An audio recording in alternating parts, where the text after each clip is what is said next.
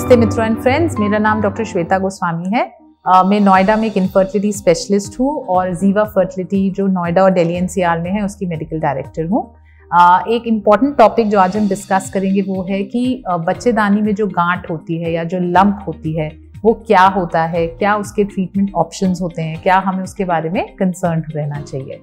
तो बच्चेदानी या यूट्रस वो ऑर्गन होता है बॉडी का जिसने बच्चे को आगे बेयर करना होता है। तो अगर हम बेसिक रिप्रोडक्शन समझते हैं तो अंडाशय में, ओवरी में एग होता है।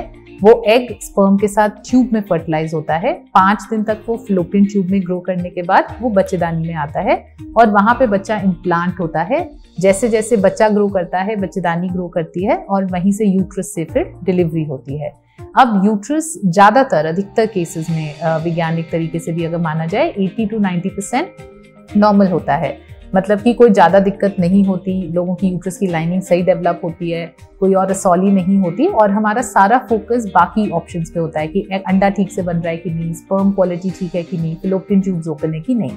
किंतु कुछ लोगों में, और मैं ऑफ कोर्स ये टॉपिक सिर्फ फर्टिलिटी पर्सपेक्टिव से डिस्कस करना चाहूंगी, कि कुछ महिलाओं में किंतु कुछ एक्स्ट्रा लंप होते हैं जिसको हम गांठ कहते हैं, जो हमारी बच्चा होने में या आगे जाके प्रेगनेंसी कैरी करने में दिक्कत कर सकता है। तो ये गांठ जो होती है या रसौली जो होती है वो यूजुअली 2 टाइप की मेन होती है। एक होता है एंडोमेट्रियल पॉलिप, जो यूट्रस की बच्चेदानी की झिल्ली की लेयर में पॉलिप डेवलप होता है। वो एक एक्स्ट्रा टिश्यू होता है, जैसे हम लोग किसी की भी स्किन पे, चमड़ी पे एक एक्स्ट्रा गांठ बन सकती है। ये एक एक्स्ट्रा गांठ यूट्रस की लाइनिंग पे डेवलप हो जाती है। चाहे वो छोटा सा पॉलिप क्यों ना हो, चाहे वो 5-6 mm का ही क्यों ना हो, वो सिग्निफिकेंट हो सकता है क्योंकि वो अनफॉर्चुनेटली कई बार उसी जगह पे होता है जहां बच्चे को इम्प्लांट होना होता है। एक फर्टिलाइज्ड एम्ब्रियो को, भ्रूण को आके वहां पे चिपकना होता है।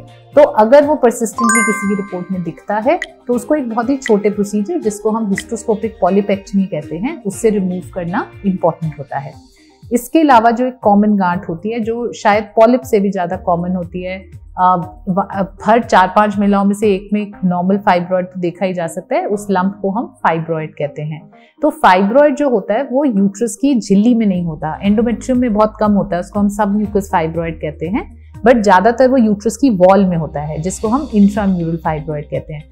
तो फाइब्रॉइड के एक्चुअली 3 लोकेशन वाइज नाम होते हैं। एक होता है जो झिल्ली में है जिसको हम कहते हैं सब म्यूकस फाइब्रॉइड, वो भी पॉलिप की तरह ही इम्प्लांटेशन में प्रॉब्लम कर सकता है, इसलिए वो चाहे जितना भी छोटा क्यों ना हो उसको यूजुअली रिमूव करना पड़ता है हिस्ट्रोस्कोपी से।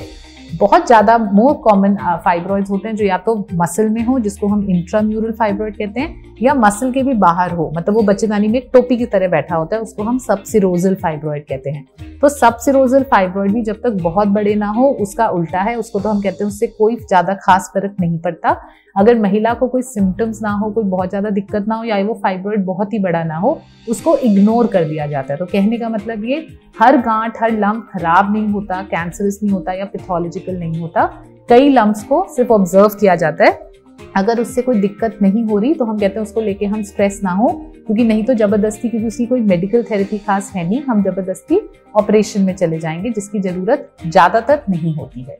फिर एक बीच का फाइब्रॉइड जो मसल में इंट्राम्यूरल फाइब्रॉइड होता है, उसका अगेन वो किस लोकेशन पे है, किस जगह पे है और कितना बड़ा है, ये एक निर्णय एक इंडिविजुअल लेवल पे हर मरीज की रिपोर्ट्स, अल्ट्रासाउंड, MRI के बेसिस पे, सिम्टम्स के बेसिस पे, वो कितना पास है झिल्ली के, उससे एक डिसीजन लिया जाता है कि उसका करना क्या है। क्योंकि फर्टिलिटी माध्यम से आप फाइब्रॉइड को या तो इग्नोर कर सकते हैं जिसको हम कंजर्वेटिव मैनेजमेंट कहते हैं कि हम कुछ नहीं कर रहे, या हमको उसको ऑपरेट करना होता है जिसको मायोमेक्टमी कहा जाता है, जो अगेन आजकल चाहे कितने भी बड़े फाइब्रॉइड्स ना हो, अधिकतर केसेस में लैप्रोस्कोपी मतलब दूरबीन, मतलब लेजर सर्जरी 2-3 छोटे होल से प्रोसीजर करके किया जा सकता है। बट सबसे जरूरी क्वेश्चन फाइब्रॉइड का यही होता है कि क्या सही में हमको जरूरत है कि नहीं है इसको ऑपरेट कराने की, कि या हम इसको इग्नोर कर दें। और एक तीसरा रेयर लंप होता है जिसको हम एडिनोमायोसिस कहते हैं, जहां पे ब्लड सीप इन कर गया होता है यूट्रस की वॉल्स में। अगेन वो हर पेशेंट के हिसाब से देखा जाता है, बट क्योंकि उसको तो ऑपरेट करना भी बहुत ईजी नहीं होता, तो हमें पेशेंट के सिम्टम देखने होते हैं, देखना होता है कि बच्चेदानी कितना उसकी वजह से बड़ा हो गया है और उसके हिसाब से हमें कुछ भी करने की जरूरत है कि नहीं। तो मेरा एक फाइनल कंक्लूजन यही रहेगा स्टेटमेंट, कि हमारे को बहुत ज़्यादा ऐसे एकदम वरिड नहीं हो जाना चाहिए। हर गांठ प्रॉब्लम नहीं करता, हर गांठ कैंसरस नहीं होता, और अगर वो बहुत तेजी से ना बढ़ रहा हो तो कई बार कंजर्वेटिव मैनेजमेंट करा जाता है। तो अगर कोई अल्ट्रासाउंड पे यूट्रस की गांठ दिखती है तो हमें अपने गायनेकोलॉजिस्ट या फर्टिलिटी स्पेशलिस्ट से बात करनी चाहिए, और उसके बारे में हम तभी वरिड हों अगर वो एक गलत लोकेशन पे या बहुत बड़ा हो जो शायद एक फर्टिलिटी या अदर गायनी प्रॉब्लम्स का दिक्कत करे। ठीक है, so all the very best.